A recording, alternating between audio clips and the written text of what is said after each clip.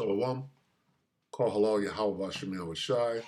Bahashim Makak double honors to the elder apostles and elder bishops of GMS, even the elders that came before them that taught us truth. Shalom and salutations to all the brothers out pushing the word and truth and in sincerity, the hopeful elect tabernacle of David. To the Agua that are listening and learning and being a pillar of rest. The 144,000, the 1/3, the hopeful elect of Israel. All right. From the brother Yashawan, shalom and salutations to you all. Everybody knows by now we're on the West Coast over here, so we're 3 hours late. So everybody should know about the war, right? And yeah, I knew we would get here, which is why, call halal Yahweh Hashem Yahweh Shai for all things. But the Most High put the spirit on me to make the World War III daily update going back about 3 years now, knowing that everything culminates in World War III.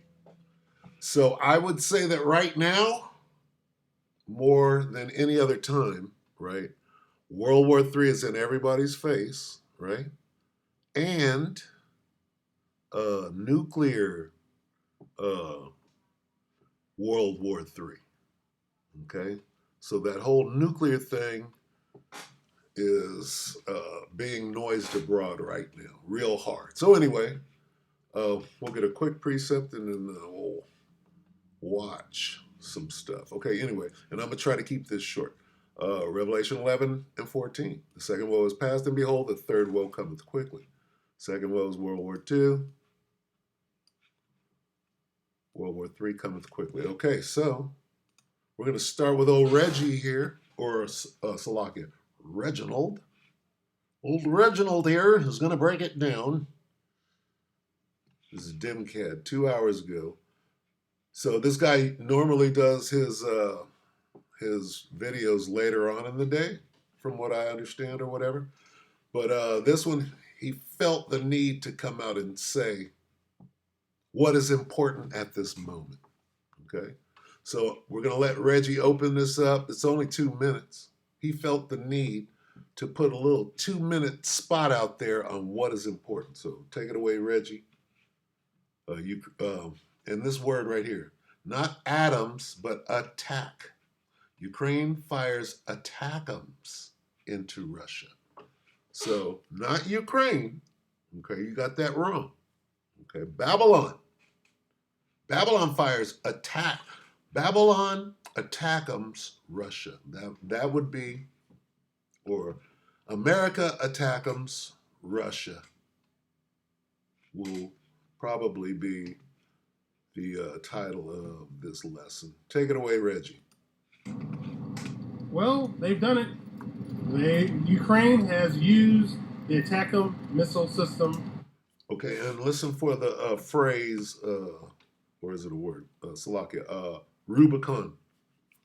The word Rubicon, which means the point of no return. Take it away. Well, they've done it. Ukraine has used the ATACMS missile system. Ukraine, they fired an ATACMS long-range missile into Russia. They hit the Bernetsk region of Russia. And I guess we crossed Rubicon. The question is, how will the Russians respond? We already know that a second cable connecting European countries, this time Finland and Germany. Very, very important.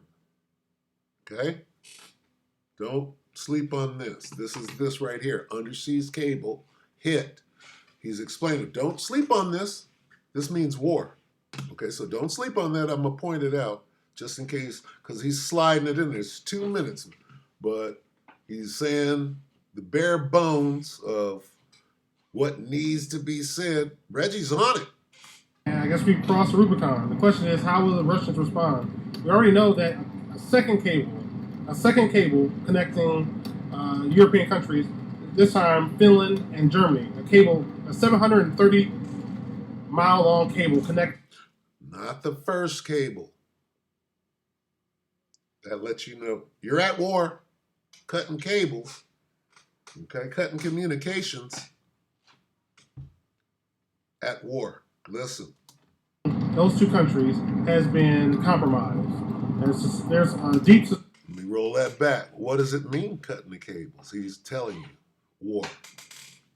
We're no longer allies. Listen. 730-mile long cable connecting those two countries has been compromised. What two countries? There's a deep suspicion of sabotage.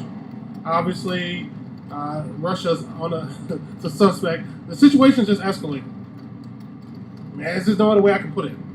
So we're going to see how Russia's going to respond. Maybe that's how they responded to the cable situation, but they just fired missiles. So we're going to see how Russia's going to respond. The issue is Russia, they don't know if the Americans are going to try to use Ukraine to fire a nuclear armed missile, attack a missile into their territory. This could be the beginning of a first strike by the U.S. and NATO. I'm not saying they're going to do that. I'm just saying that that's one of the concerns that the Russians have at this point. And that's the situation that we're pretty much in.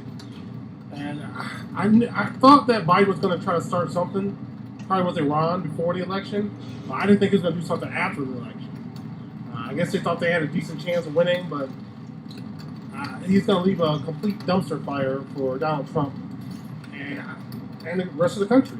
I was like, are you even concerned about what's best for this country? This guy's starting an absolute mess.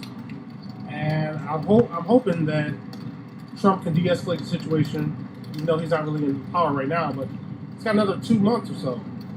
So who knows what the Democrats or what Biden's willing to do in the next 2 months. What's the next escalation? All right, so that's the latest, guys. Okay, so let me say something about Demcat real quick. This is the best black and white perspective at the same time that you can get, because even though he looked like an Oreo, he knows.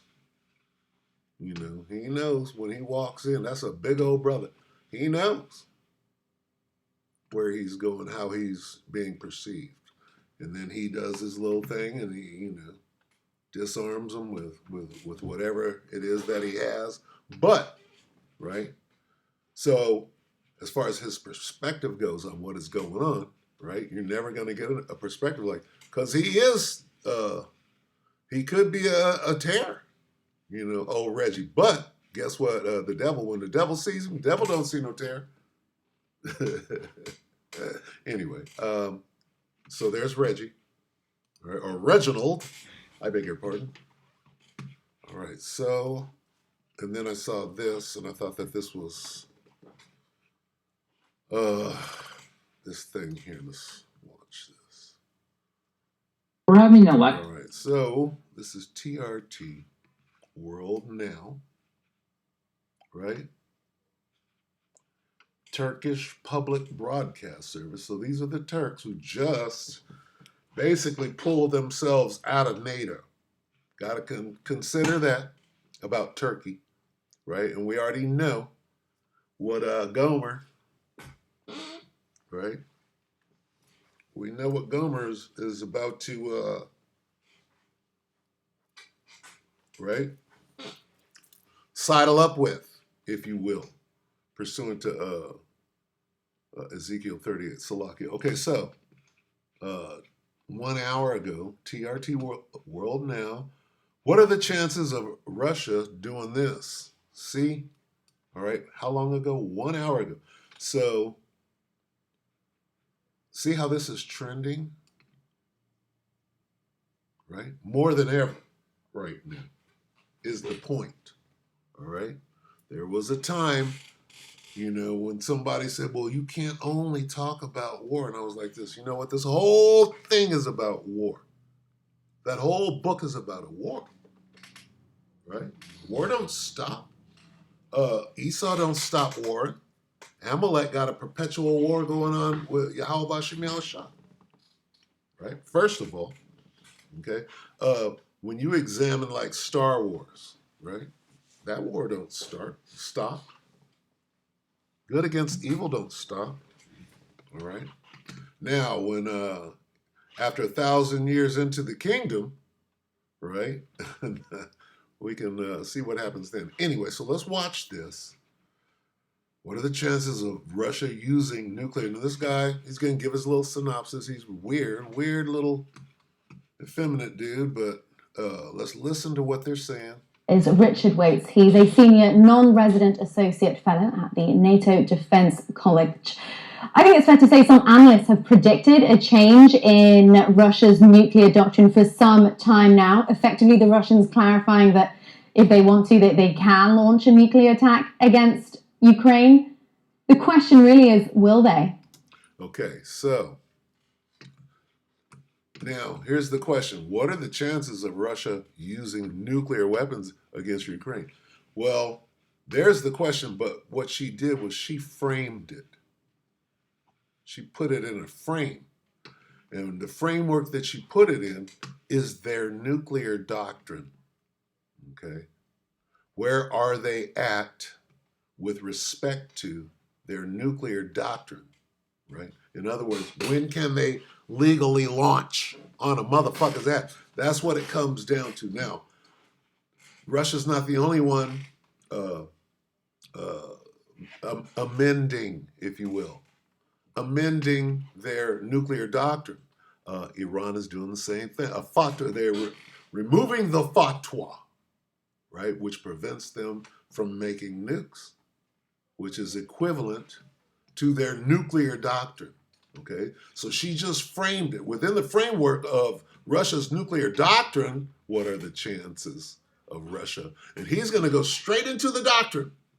He's going to go straight into, well, within the confines of where they're at with respect to revising and making it legal for me to just, we're going to take out all our restrictions and I'll be able to launch on your app. This is what's happening. So anyway, take it away.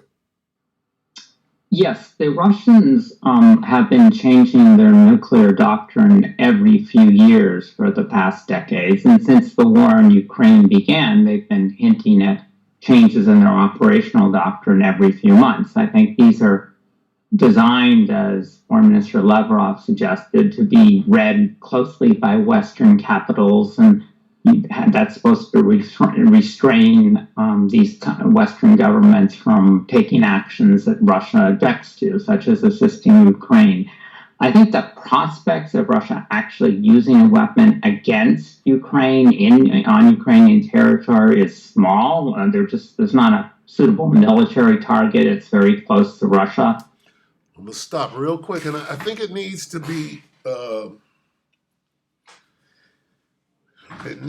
be recognized at a high level, right?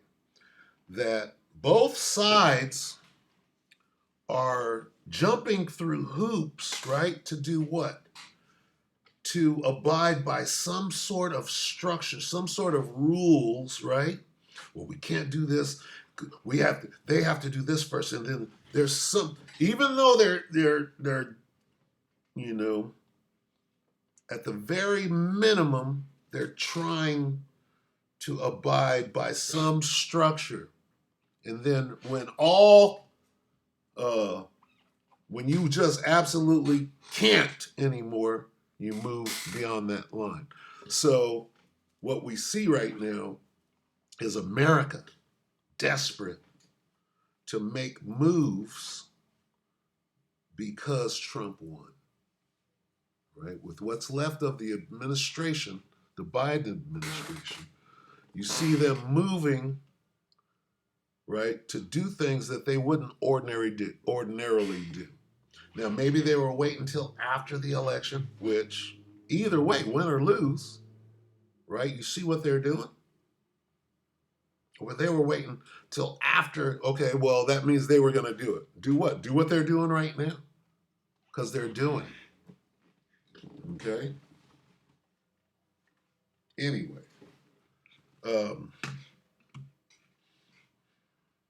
Let's listen to a little more. They want to suggest they might attack, the Poland or Germany, should the NATO do something outrageous. But again, I think this is more designed to influence Western decision-making than to reflect an actual, prospective use of nuclear weapons. Those updates then, Richard, don't really seem to have necessarily worked in terms of deterring the US. So everybody right, appears to be trying to play by the rules. I just wanted to inject that, right, at some level, right? Well, if they do this, then we move to Article 5. That's some sort of structure, right? We're trying to get them to hit us hard so that we'll, right? And that's a public opinion thing too. But when it comes right down to it, there is no structure. But we do see them trying, right, at this point, right? Pretty soon everything's going to be out the window. But they are trying to adhere to some sort of structure. So anyway, I just wanted to For say, example, do you think that European powers like the UK, like Germany, might change their approach to and follow the US in allowing Ukraine to use these long-range missiles deep inside Russian territory? Right. So these threats had some effect on Western decision making during the first few months of the Ukraine war. It was a novel situation. People weren't sure. he's describing the slow escalation, right? It's what we're watching. Slow escalation to absolute ICBMs and the end of this thing. It's a slow motion train wreck that nobody else can stop. We're watching it. The prophets are out there telling you exactly what's going on and how and when, right? We know that it ain't going to happen tomorrow because the CHIP has to be, right, forced. It has to be pushed. Now, could the CHIP being forced or pushed or the hour of temptation, could that happen between now and next week? Yep, sure could. That's what you got to consider. Okay? Something, F flag, right? And boy, only way that you can recover between now and next week, they could force that thing if you don't understand. Okay, so keep both of those things in mind, right? CHIP must be forced in the hour of temptation, but could that happen sooner? It's going to take at least now. They can make that thing happen when they want to. Okay, remember that, right? Closing the window, if you will, right, of how much time is left before ICBM. That's the point I'm trying to make. Anyway, we'll let him talk a little more. Putin's crazy enough debating Ukraine, what else he might do. But over time, it's become clear that these are that the likelihood of Russia actually using nuclear weapons or taking other drastic actions due to the war in Ukraine were small, so the Western governments have been less restrained. I think that what was going to happen is the British and probably the French will follow the U.S. lead in authorizing the Ukrainians to use the longer range missiles. But not Germany, because we want our Nord Stream back first. Provided that so far the Ukrainians have only used on Ukrainian territory, including Ukrainian-occupied Crimea. I think that the current German government is unlikely to make this decision. Their Taurus missiles a bit longer and they're a bit more divided internally. We're having elections in Germany in a couple months, and that might present a new government which will be more willing to take that step. And finally, while this is all going on, we've had repeated signals that we're at a really critical moment in this conflict. We've also had Zelensky himself saying, murmurs now about possibly a negotiated solution next year. He was saying on Ukrainian radio at the weekend. What do you think of the possibility of that, of eventually some kind of talked and discussed agreement bringing this to an end in the next few months, potentially? So where did she segue to? Peace and safety. Okay, she went to peace and safety. We all know where peace and safety leads, okay? First of all right? So Trump is on some peace and say, we can get rid of all wars and da-da-da-da, right? Well, the point I'm making is nobody can, where do we start? You only brought out one script. Let's bring it out again. Here's what's about to happen. Nobody's about to stop this. Revelation 11 and 14. It doesn't matter what version you use. It basically says this. The second woe is past, and behold, the third woe cometh quickly. We know what this means. All right? It's written. World War III is written. So when they shall say peace and safety, what? Here come World War III. So there's no way around it, is the point being made. She gets all the way up there. How possible is it? He said pretty good chances. We'll see. We have to see, because we're this far into the war now, and here we are. We'll have to see. And then she segues into what? Well, there are still these rules that are in place that people are still abiding by, which is what this whole thing is about. This is about their nuclear policy. But they're quickly deteriorating, is the point I'm making, right? Going to where? Ain't no peace and safety. Ain't no waving no white flags. Talk about no damn ceasefire, all right? Because we know how this thing is going to end. There's no stopping it, okay? What did Reggie say? Let's look up Rubicon. Now about possibly a negotiated solution next year. He was saying on Ukrainian radio at the weekend. What do you think of the possibility of that, of eventually some kind of talked and discussed agreement bringing this to an end in the next few months, potentially? It ain't happening. Let's see what he says. A negotiated solution looks much more likely than a victory to one side or the other. I think, the protracted stalemate over the past 3 years, the failure of any single weapon system, be it the F-16 or Patriots or something, to radically change the battlefield. We're just going to have a stalemate with perhaps small Russian advances at high casualties over the next few months. But whether they'll reach a deal that soon, I don't know. This might take another year or two, but I still think a negotiated settlement's more likely than Russian nuclear use during the conflict. All right, Richard, wait. Wishful thinking. And hence, the hardening of Pharaoh's heart. What about that? You're leaving out the spiritual aspect of what's actually going on here. Okay? What about the hardening of Pharaoh's heart? Let's get that real quick. Here's what's about to happen, buddy. We just pointed it out. How do we know? Here's what's about to happen. There ain't gonna be no damn ceasefire. 2 or 3 years. No. Okay? No. Vlad is mad. Who is this dude? This is NATO. Where did he go? This guy is NATO. Where did he go? Okay. Richard Weitz from the NATO Defense College. What? That's the other side. Russia's fighting against who? NATO. So you got them slick words. You came from the university. I want you to go out there and spit that forked tongue, nigga. Okay? We need you right now. Get out there. TRT World. Okay? So he's just doing his job, but you got to be able to read both sides of his tongue. All right? Now, nigga. Okay? Ain't gonna be no ceasefire. They can't work it out. All right? They're gonna regard. They're gonna not regard their kings nor their princes here in a minute. All right. So, and I mean, there's so much confusion going on right now, right? Between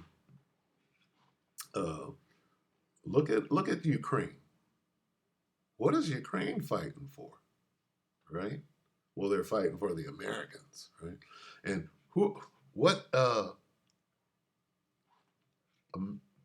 the Babylonians, the Americans, are about to get into a war that they have nothing to do with in the Middle East, right?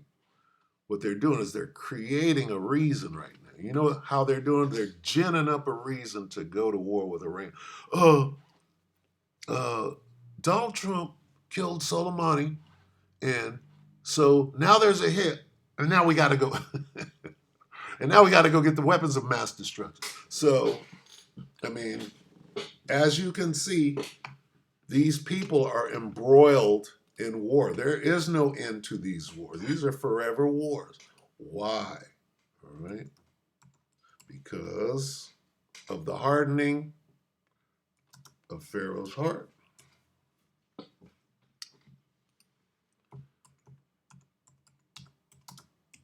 Let's see if I can spell this right. Okay. Let's go to the king's heart. Pharaoh is the king, is he not? King of Egypt. Proverbs 21:1. The king's heart, which is his mind, is in the hand of the Lord. Like the rivers of water, he turns it whithersoever he will, wherever he wishes. Salakia, I'm in the New King James. Let's read the King James. The king's heart is in the hand of the Lord, as the rivers of water. He turneth it whithersoever he will. Okay, so his mind, it's mind control. What's going on with Kim Jong-il? What's going on with Vladimir Putin? What's going on with Keir Starmer? What's going on with Erdogan? Why did Erdogan defect from NATO and jump over, right,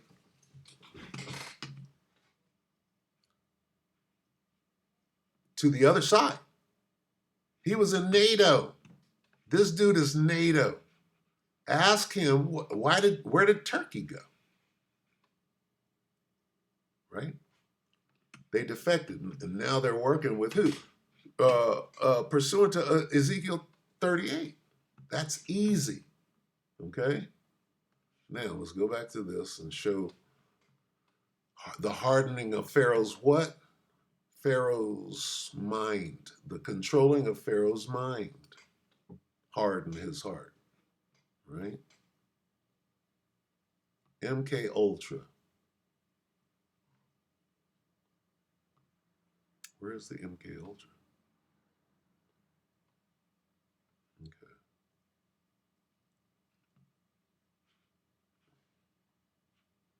See that word? Mind,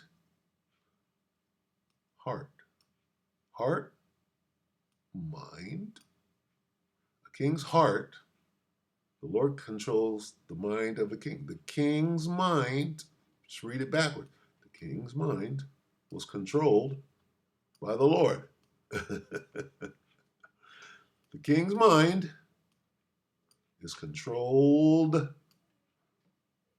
by the supreme being. MK Ultra, no. MK Supreme. All right, mind control. You gotta factor that into why the decisions are being made. Why are ATACMS being fired on Russia? Why? Ask yourself this question, okay?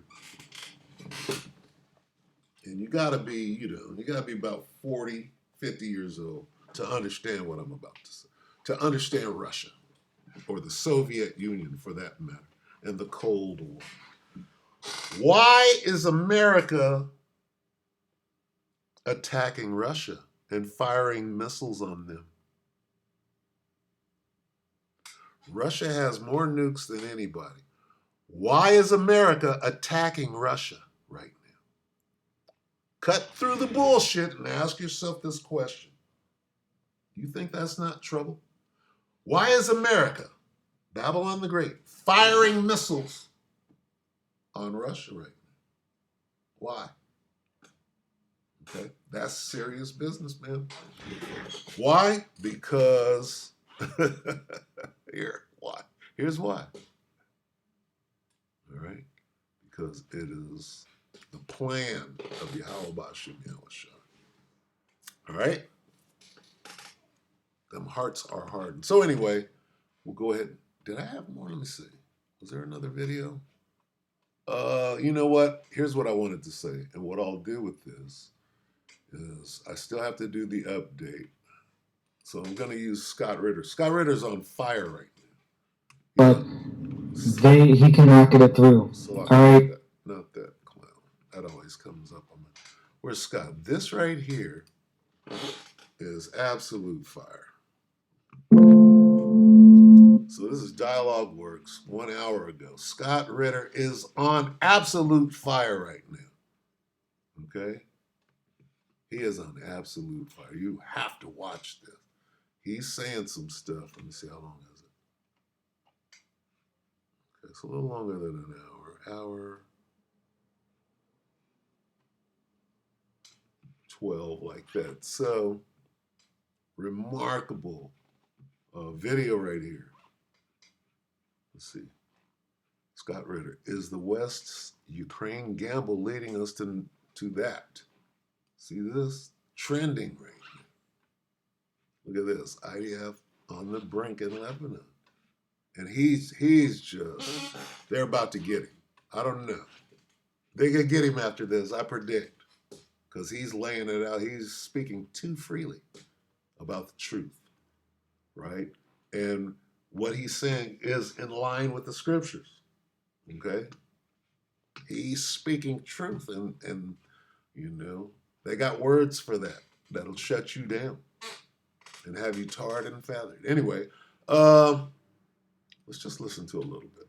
He's on fire. He has the drones. And now if you get all of these to act in concert, let's say on a given day, instead of 6 going in, you have 12 ATACMS, 15 scalps, 20 storm shadows, and 100 Ukrainian drones. That's a mass attack against Russia. Listen to And what Russian doctrine says they can respond with nuclear weapons. Do you really want to call Russia's bluff on that? he went straight to the doctor. See? Now, meaning that the gloves are still on, right? Very soon the gloves are going to come off. Really something you want? Is this an issue that is so fundamental to the survival of the world that we're going to put the survival of the world on the table to confront it? The answer is no. Listen to the But fire. that's the direction we're heading right now. Listen to the fire. I personally don't believe the Russians are bluffing, but we'll have to see, because the Russians, you know, they seem to be playing, they fell into the diplomatic trap. I keep hearing the Russians say, well, we haven't heard anything official from the United States. Oh, yes, you did. 6 ATACMS missiles struck Russian soil. That's the official statement there, my friend, because it couldn't have happened. Your president acknowledges it couldn't have happened unless America made it happen. And the military doesn't operate on its own. The military is a function of a command and control system with the commander-in-chief at the top. The commander-in-chief had to authorize this to take place. So don't wait for Jake Sullivan or Anthony Blinken to come out and formally state something. This is the game they're playing because, rightfully so, the United States knows that Russia is a very legally oriented government. That structure. For a Russian government is loath to take action until the United States formally articulates a policy change. The policy change has been articulated. They fired 5, 6 ATACMS missiles at you. That's all you need to know. Going back to the Rubicon. The sooner Russia acknowledges this reality, the sooner they can act. If Russia doesn't nip this thing in the bud, and normally I'm somebody who advocates for peace and peaceful outcomes. But understand this. The reason why I voted for Donald Trump, and I did vote for Donald Trump, despite all the misgivings I have about Donald Trump, is that when I took a Kamala Harris administration and projected it forward and ran through all the iterations, I came up every single time with nuclear war being waged 6 months to a year into a Kamala Harris thing. A vote for Kamala Harris, in my opinion, would have inevitably resulted in a nuclear conflict. The Trump campaign published an op-ed piece in The Hill, written by Donald Trump Jr. and Bobby Kennedy Jr., that said they want to bring an end to the conflict in Ukraine and prevent a nuclear war. That's the policy direction they're headed on. But now we have a Biden administration that is going to do what the Harris administration, they're going to compact 6 months to a year of Harris administrative policy into 2 months. 60 days. Listen to what he's saying. They got 60 days to run a play, right? Get themselves into this war like they had planned to do in the first place.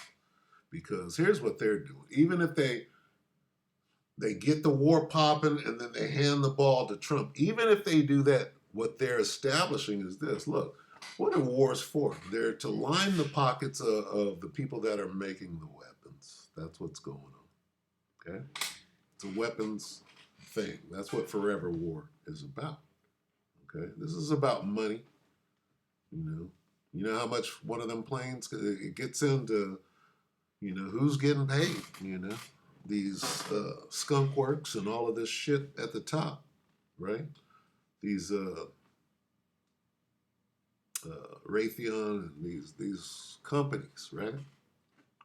That do what? They make weapons and they get paid, right? They don't give a shit where the war is. Get the war popping so we can throw these weapons in there and we can get our money.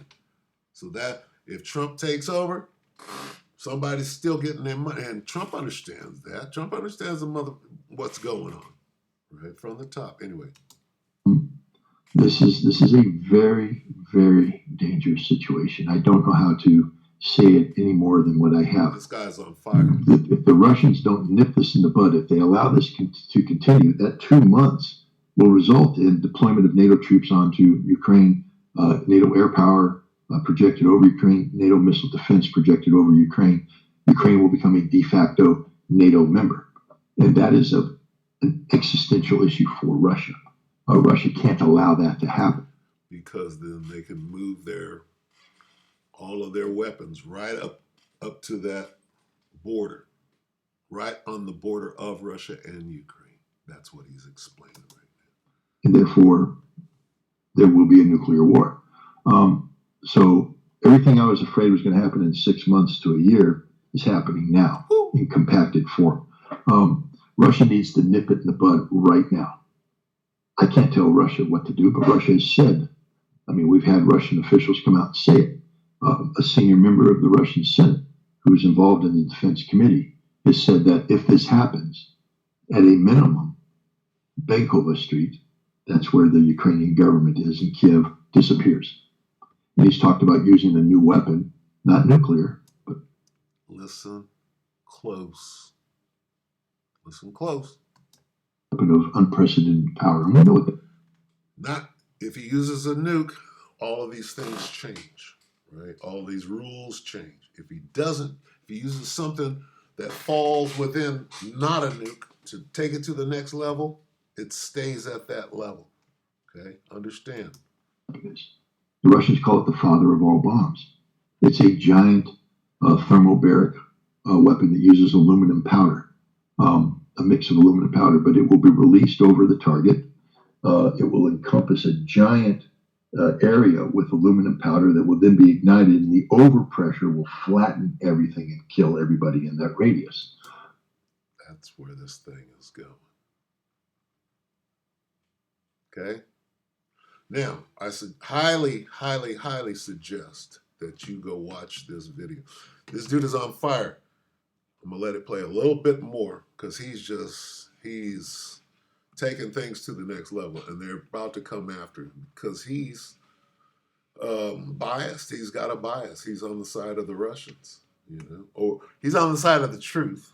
And so is Vlad in this case, right? So anyway. And it's a massive weapon that would literally gut downtown Kiev. That's what needs to happen right now. The Ukrainian government needs to cease to exist. Russia needs to act on its words, because if it doesn't, then Zelensky will be empowered. He will believe that his victory plan can succeed in the West because of Zelensky's continued survival, will start to reinvest in him in a very short manner and commit forces, otherwise they wouldn't.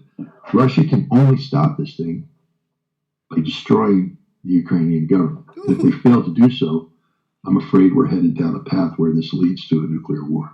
Oh my gosh. And then he keeps doubling down. This is very early in the interview. He keeps doubling down on that kind of talk. Right? Where are we at? So 17. And so what I'm going to do is I'm going to stop it here. And I'm probably going to use this, a little more of this, because today is War and Rumors of War Tuesday. And so that falls right into whatever he's saying right now. You got to analyze it and filter it through the scriptures and see if what he's saying is right. If he's on point, That's what you let the people know. And right now, he's on fire and he's saying things like that dude Bill Zarian, who came out and just told the damn truth and said, fuck everything. People are out there bringing it out, man. So anyway, yeah, I'm going to just end it right there, all right? Yeah, just bring it to an end. Let's go back where we started. I want to do that. Where did we start? We started, let's see. Let's just go there. Revelation 11 and 14. Doesn't matter. The second woe has passed. Behold, the third woe is coming shortly. Right? Not maybe. It is. It depends on what is.